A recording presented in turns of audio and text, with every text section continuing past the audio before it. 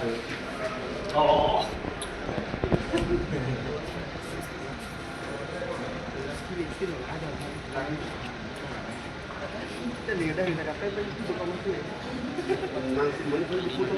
ini dah, mana haji, dah bagi program incharge.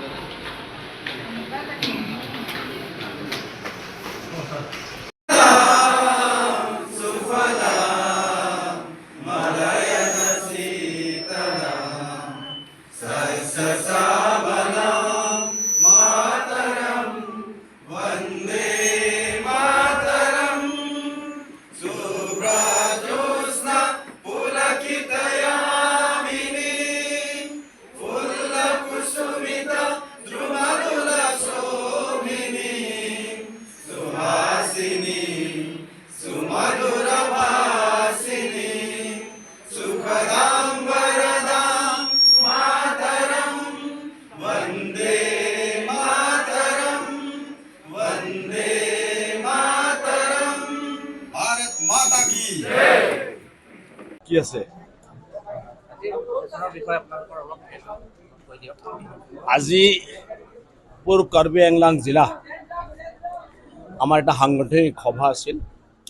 এই সভাত ৰাজ্যিক প্ৰভাৰী হৰীশ দ্বিবেদী ডাঙৰীয়া উপস্থিত আছে আৰু আমাৰ বিভিন্ন মণ্ডল 17টা মণ্ডল আছে, মণ্ডলৰ বিষয়ববীয়া আৰু আমাৰ যেটা জিলা অফিস বেৰাৰ মিটিং হৈ গ'ল আৰু লগতে আমার ইএম আছে, এমএসসি আছে, অনারেবল এমএলএ আছে, সবে মিলি আমি আমার ভারতীয় জনতা পার্টি সংগঠন কিভাবে আমি শক্তিশালী কৰিব পাৰোঁ আৰু আমাৰ সন্মুখত 2026 ইলেকশ্যনছ আছে।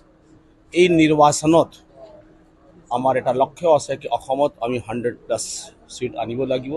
তাৰ কাৰণে আমাৰ কাৰ্বি আংলং দুইটাই জিলাই মিলাই 5টা আছে, 5টা আমি জিকিব লাগিব।